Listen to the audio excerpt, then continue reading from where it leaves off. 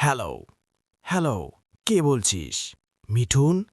আমি সিন্ডিকেট প্রধান ভাতিজা ইকবাল। তোদের কি খবর? এখনও তো বিসিবিতে তেমন উলটপালট কিছু হয় নাই। কেন? হ্যালো, জি, আব্বু তামিম। নাম পরিচয় দিতে হবে না। আমি তো আপনার নাম্বার আব্বু দিয়েই সেভ করে রাখছি। আরে, আজকে আমরা প্ল্যান করছি ধর্মঘটে গিয়ে বিপিএলের সব খেলা বাতিল করব। এতে কিন্তু বিশ্ব মিডিয়াতে এখনকার বিসিবির দুর্নাম হবে। আর আপনি যে বিসিসিআই থেকে মালপানি খেয়ে যে চামচামি করতেছেন আর এজন্য যে কুত্তা মারা খাইতেছেন, এসব থেকে মানুষের চোখ সরে যাবে। কি বলেন তামিম আব্বু? আরে থাম থাম, তুই আমার চামচা হয়ে আমার বদনাম করিস? এত বড় সাহস! আর কি বাল ফেলছস তোরা যে এসব বলিস? বলবি ছেলে মেয়েদের সব খেলা বন্ধ, আর নাজমুলকে সরিয়ে দিলেও ধর্মঘট তুলে নিবে না।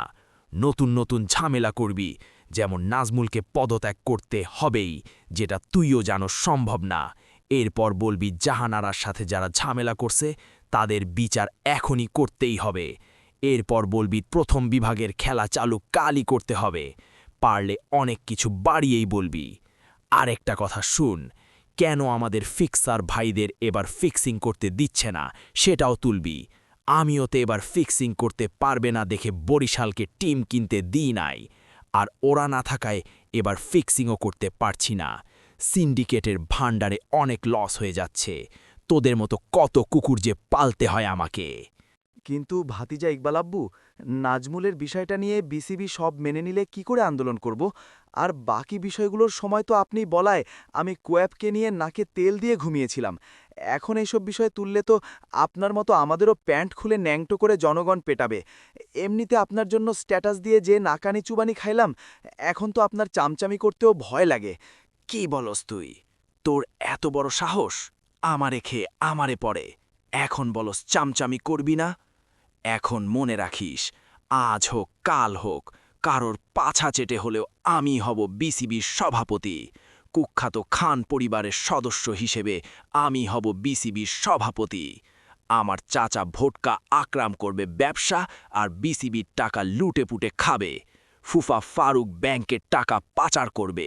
ভাই নাফিসা ইকবাল করবে ড্রেসিং রুমের খবর পাচার। খালি টাকায় আর টাকা। ঠিক আছে, ঠিক আছে তামিম আব্বু, আপনি যা বলেন শুধু তাই হবে। আপনি হবেন দেশের ক্রিকেট নষ্টের খলনায়ক। আপনি আর আপনার পরিবার তো বছরে বছর ক্রিকেটের ১২টা বাজাচ্ছেন। এবার একেবারে শেষ করে দিবেন, তাই না আব্বু? হা হা হা হা হা হা।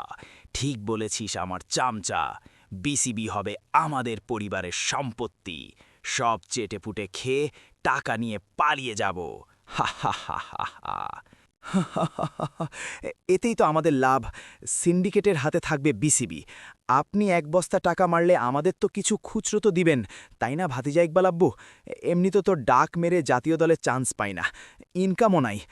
আপনি তো এই পাপি পেট চালান।